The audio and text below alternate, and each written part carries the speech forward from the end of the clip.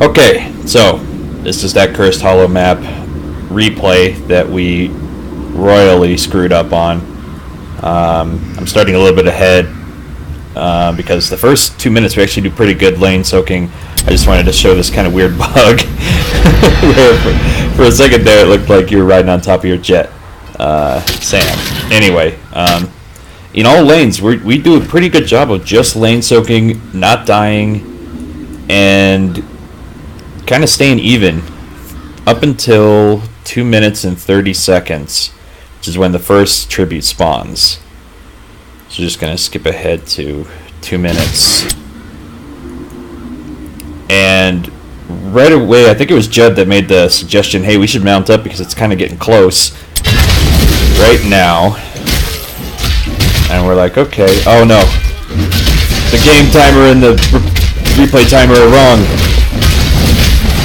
See? Okay. So it's about 2 minutes and 30 seconds game timer that Judd, I think, made the suggestion, hey, we should mount up and maybe go searching. And we just got really lucky. It was right here next to us. And it was, we were in a real favorable position.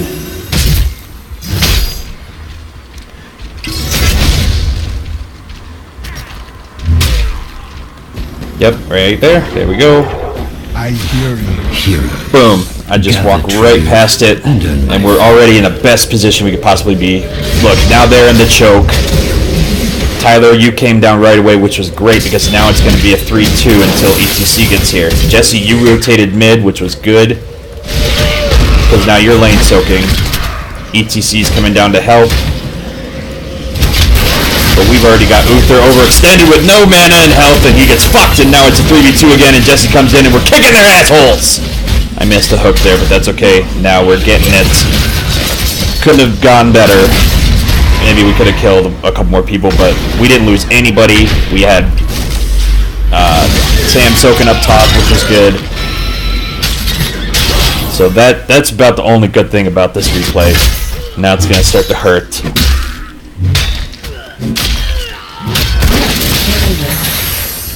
I'm just going over my notes. So chill the fuck out. Overextending there. We shouldn't have been pushing those towers, but it's alright. Oh yeah, I forgot. Tyler, you died there. Maybe that might have been a little bit of over-eagerness or positioning, but Kerrigan was just after you, I think, because they lost Uther, so they wanted to get another hero kill to even it out. But that's fine. That death didn't kill us too much. We're even one kill, and experience is almost identical, which is kind of ideal on this map. You want to get your experience when it's safe, which is during the curse, when their minions you die in one hit from fucking anything, and their towers aren't firing, so you can just sit on them, wail on them, and get a ton of experience from killing towers. Second miscalculation on positioning is this one right here. It's on their side of the map, so it's risky. I get there, Judd gets there pretty quick, and Tyler, you rotate down pretty good.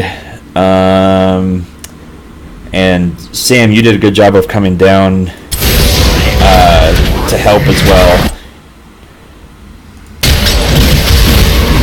But ETC rotated down a lot quicker, and Uther, the guy that needs that mana, has got the mana.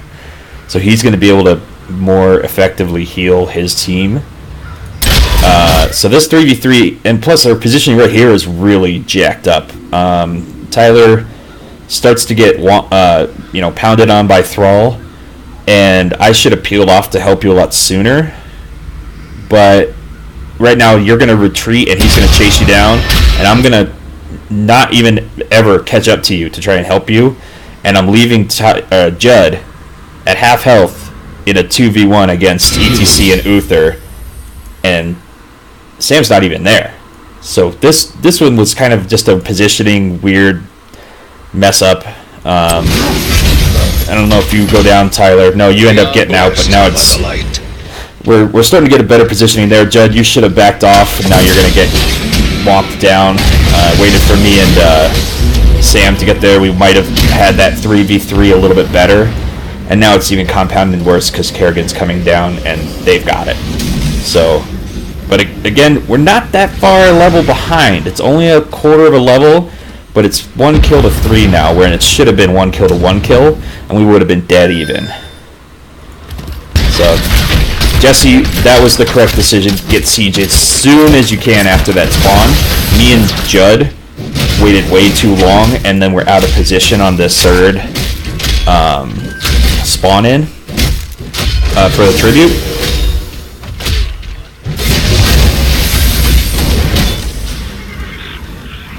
Also, they got way ahead in level from those kills. They must have been looking at the experience at the wrong time. So now they're a level ahead.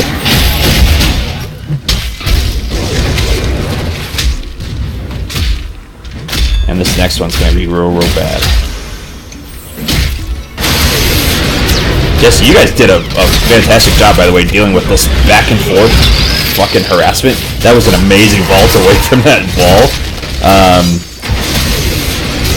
I don't know how you guys dealt with these fuckers this whole game. It would piss me off. Okay, so look, they're rotating mid. It's getting about to be 6 minutes. And rotating mid like that is smart because then you can go either top or bottom, depending on where it's spawned. Boom, it's top. They're already right there. And they were bullying you guys, so you guys had to pull back, tap mana, and now Uther's getting into position. He smartly goes after the vision, because that's one thing that sucks about the tribute, is look at all this nooks and crannies and shit that you had to get around to get vision of. Getting this vision right here next to this tribute spawn is huge. So we got guys kind of streaming in on their side, but they get a really good positioning right here with these two beefy guys to separate the top and bottom of our team. I didn't join this fight, which was a dumbass decision, but the way I justified it, if I remember in the game, was these forts were low or out of ammo, so if I could kill them, then we would catch up in level, which we're going to actually. Even though we lose a couple dudes in this fight, but the bad thing was we lose the tribute, which makes us desperate to get the next one, and that's the one where we just get raped. So you got ETC and Thrall zoning the tribute, and then Thrall's going to come in here, and then you got their enemy Nazebo that are just going to do a really good job of only engaging when you have an advantage. See, because they're engaging here 3v2. It ends up being a 4v2 eventually with Kerrigan coming down, and Thrall's able to kind of bully you guys back to prevent you from coming in to help, and it was just a really bad positioning on our part, partly because they had their warriors get in there first. They're kind of beefy guys to get in there first, which is something we need to do with if I'm playing a warrior. Warriors need to jump in there and be on the objective, so that when everyone comes in, they have that support of that big health pool. So Judd gets killed in this 4v2, and Tyler gets away, I think. I don't quite remember. Yeah, he gets away. Jesse and Sam kind of are dancing around. Jesse gets away. Sam, no, that should never... Oh, I know you really want to try and help... maybe poke them off of the objective, but it's already a foregone conclusion but that's the thing, you don't know because we don't have this vision here. If we had this vision, you guys would have been able to tell or to make the right decision that, you know, if you guys can only see these two guys, you might be able to come in and help, but really it's their whole team there that are going to get that, and that's really important for decision making, is knowing whether or not it's a good idea to come back in. But in the future, with that little health, if you don't have that mana cooldown to help you tap, just Hearth, because it's you die really, really unnecessarily here. And I think Jesse gets away. I don't remember if he can. Yep. Oh, nice. Well, you saved him, and then you tried to come back, and that just one little poke back to try and prevent them from following ended up ending in a death. So. And they got the tribute. And now we're desperate. Even though, like I said, with me pushing down south and almost pushing their fort, we're not that far behind, but we're desperate to get that third one. And as you'll see in this next one, because Jesse, you got a good kill on Kerrigan there, but you're gonna get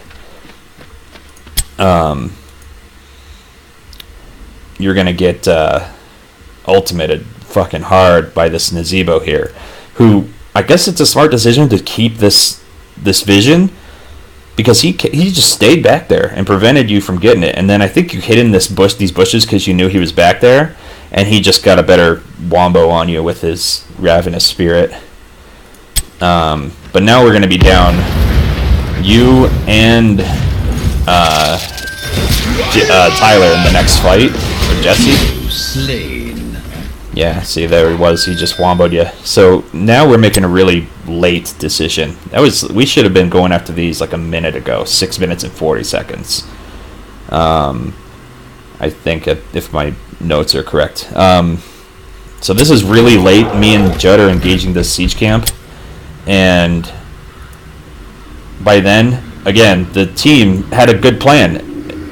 They all went mid. Because the next spawn, because it's the second in a grouping of third, it could be top or bottom. It's the third one that's the most predictable in the set of three as to where it's going to spawn. So that might be a strategy we use in the future is after the first three, we team up like 3 mid, 1 top, 1 bottom, because 2 top, 2 bottom, 1 mid means you're going to have 3 there really quickly if it spawns one side, but you're going to have to rotate one of those guys all the way down from the top, whereas if you got 3 and it's, if it spawns bottom, like right here, you can have 4 really quickly, and then if this guy needs to rotate down, he could come in later. So we're really shitty positioning. Jesse's dead, and look how far away Sam is from this. That is so shitty. So now it's a 3v3 where me and Judd are going to be really behind, and Tyler was kind of getting bullied back.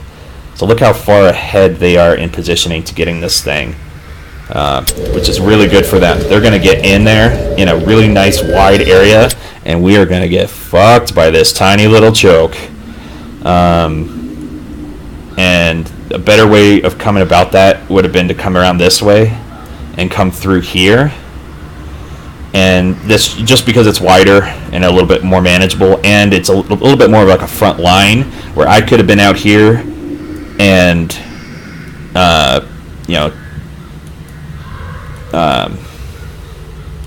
Tyler and Judd could have been behind me supporting me and doing damage, and I could have prevented Thrall and Uther and ETC from coming in there and throbbing their big dick into your mouth. Throbbing? That's a verb. Yeah, so ETC, Kerrigan's going to eventually end up there. Sam made the right decision because we needed the help. We were desperate, so we were making bad decisions in how we approached this. This choke, oh, so sad that this choke is a thing. Okay, I don't know how this happened, but this is definitely the wrong decision.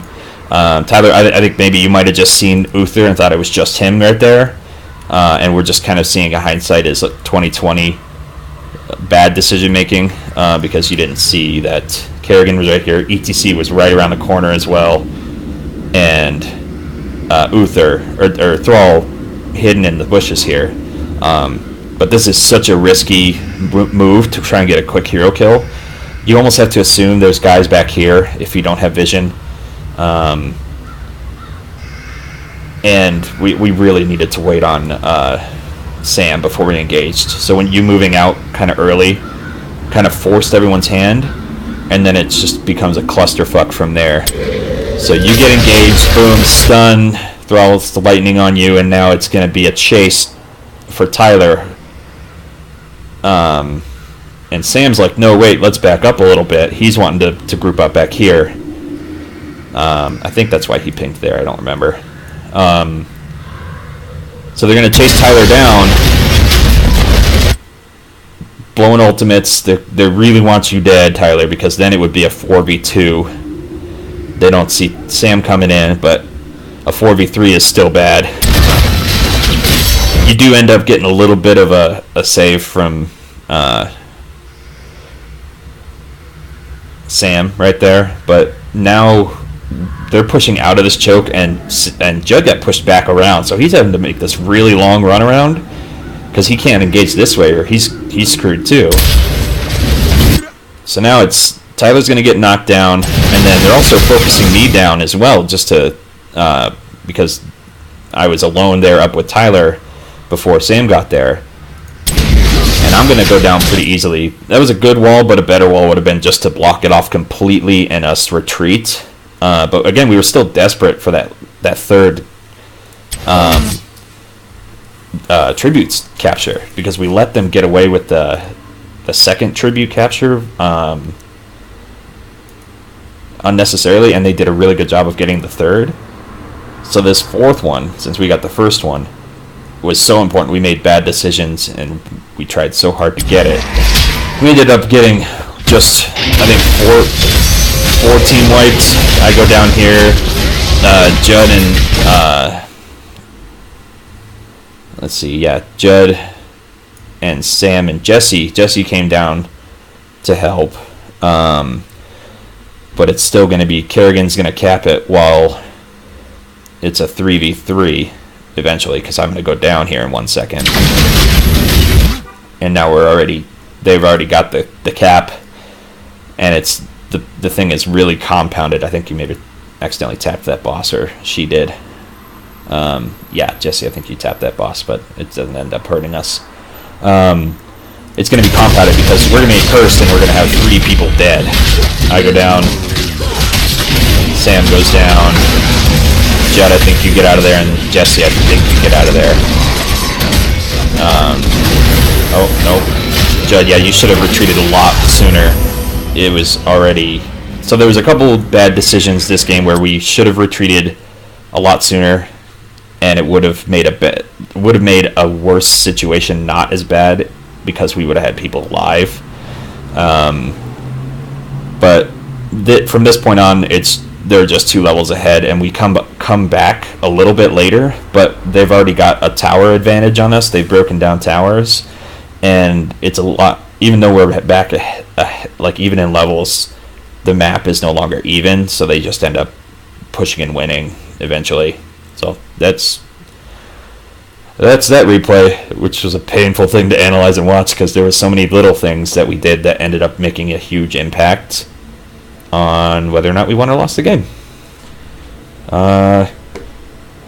So go fuck yourselves.